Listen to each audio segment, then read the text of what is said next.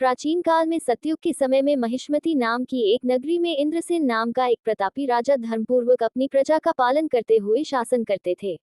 वह राजा पुत्र पौत्र और धन आदि से संपन्न और भगवान विष्णु के परम भक्त थे। एक दिन जब राजा सुखपूर्वक अपनी सभा में बैठे थे, तो आकाश मार्ग से महर्षि नारद उतरकर उसकी सभा में आए। राजा उन्हें देखते ही हाथ जोड़कर खड़े हो गए और विधिपूर्वक आसन व अर्घ्य दिया। सुख से बैठकर मुनि ने राजा से पूछा कि हे राजन, आपके सातों अंग कुशल पूर्वक तो हैं, तुम्हारी बुद्धि धर्म में और तुम्हारा मन विष्णु भक्ति में तो रहता है। देवर्षि नारद की ऐसी बातें सुनकर राजा ने कहा, हे महर्षि, आपकी कृपा से मेरे राज्य में सब कुशल है तथा मेरे यहाँ यज्ञ कर्मादि सुकृत हो रहे हैं। आप कृपा करके अपने आगमन का कारण कहिए। तब ऋषि कहने लगे कि हे राजन, आप आश्चर्य देने वाले मेरे वचनों को सुनो। मैं एक समय ब्रह्मलोक से यमलोक को गया। वहां श्रद्धापूर्वक यमराज से पूजित होकर मैंने धर्मशील और सत्यवान धर्मराज की प्रशंसा की। उसी यमराज की सभा में महान ज्ञानी और धर्मात्मा तुम्हारे पिता को एकादशी का व्रत भंग होने के कारण देखा। उन्होंने संदेशा दिया, सो मैं तुम्हें कहता हूँ। उन्होंने कहा कि पूर्व जन्म में कोई विघ्न हो जाने के कारण मैं यमराज के निकट रह रहा हूँ। सो हे पुत्र, यदि तुम आश्विन कृष्णा इंदिरा एकादशी का व्रत मेरे निमित्त करो तो मुझे स्वर्ग की प्राप्ति हो सकती है। इतना सुनकर राजा कहने लगा कि हे महर्षि, आप इस व्रत की विधि मुझसे कहिए।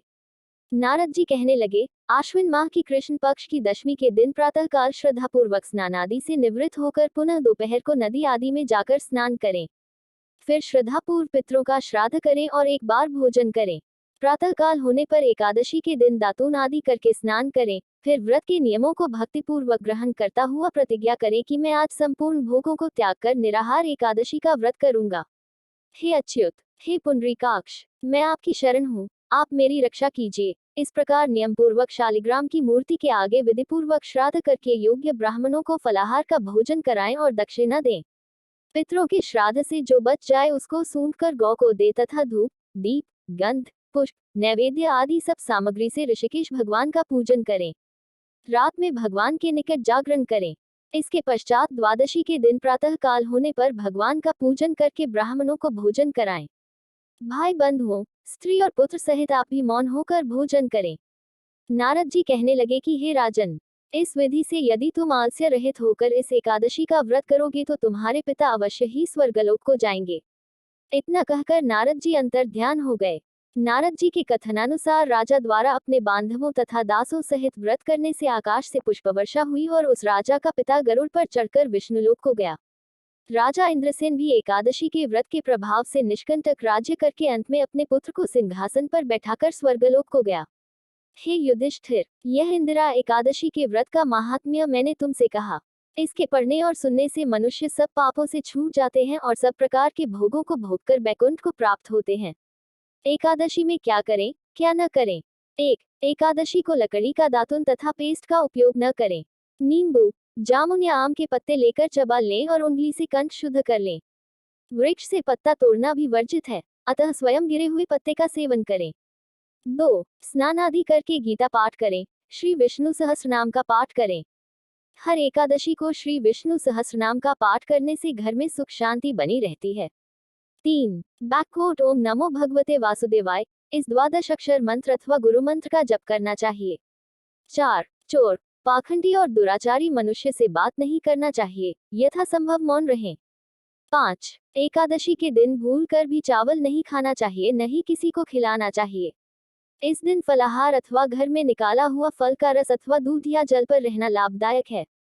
6. व्रत की दशमी, एकादशी और द्वादशी इन 3 दिनों में कांसे के बर्तन, मांस, प्याज, लहसुन, मसूर, उड़द, चने, कोदो, एक प्रकार का धान शाक, शहद, तेल और अत्यंबुपान अधिक जल का सेवन, इनका सेवन न करें। 7. फलाहारी को गोभी, गाजर, शलजम, पालक, कुलफा का साग इत्यादि सेवन नहीं करना चाहिए। आम, अंगूर, केला, बादाम, पिस्ता इत्यादि अमृत फलों का सेवन करना चाहिए। 8. जुआ, निद्रा, पान, पराई निंदा, चुगली, चोरी, हिंसा, क्रोध तथा झूठ, कपट आदि अन्य कुकर्मों से नितांत दूर रहना चाहिए। 9. भूलवश किसी निंदक से बात हो जाए तो इस दोष को दूर करने के लिए भगवान सूर्य के दर्शन तथा धूप दीप से श्रीहरि की पूजा कर क्षमा मांग लेनी चाहिए। 10. एकादशी के दिन घर में झाड़ू नहीं लगाएं, इससे चींटी आदि सूक्ष्म जीवों की मृत्यु का भय रहता है। 11. इस दिन बाल नहीं कटाएं। 12. इस दिन यथाशक्ति अन्नदान करें, किंतु स्वयं किसी का दिया हुआ अन्न कदापि ग्रहण न करें। 13. एकादशी की रात में भगवान विष्णु के आगे जागरण करना चाहिए। जागरण रात्रि 1 बजे तक। 14. जो श्रीहरि के समीप जागरण करते समय रात में दीपक जलाता है, उसका पुण्य 100 कल्पों में भी नष्ट नहीं होता है। इस विधि से व्रत करने वाला उत्तम फल को प्राप्त करता है। एकादशी व्रत के लाभ। जो पुण्य सूर्य ग्रहण में दान से होता है, उससे कई गुना अधिक पुण्य एकादशी के व्रत से होता है। जो पुण्य गौ दान, सुवर्ण दान, अश्वमेध यज्ञ से होता है, उससे अधिक पुण्य एकादशी के व्रत से होता है। एकादशी करने वालों के पितर नीच योनि से मुक्त होते हैं और अपने परिवार वालों पर प्रसन्नता बरसाते हैं। इसलिए यह व्रत करने वालों के घर में सुख शांति बनी रहती है। धन धान्य पुत्रादि की वृद्धि होती है, कीर्ति बढ़ती है, श्रद्धा भक्ति बढ़ती है, जिससे जीवन रसमय बनता है, परमात्मा की प्रसन्नता प्राप्त होती है। पूर्व काल में राजा नहुष, अम्बरीश, राजा गांधी आदि जिन्होंने भी एकादशी का व्रत किया, उन्हें इस पृथ्वी का समस्त ऐश्वर्य प्राप्त हुआ। भगवान शिवजी ने नारद से कहा है, एकादशी का व्रत करने से मनुष्य के 7 जन्मों के पाप नष्ट हो जाते हैं, इसमें कोई संदेह नहीं है। एकादशी के दिन किए हुए व्रत, गोदान आदि का अनंत गुना पुण्य होता है।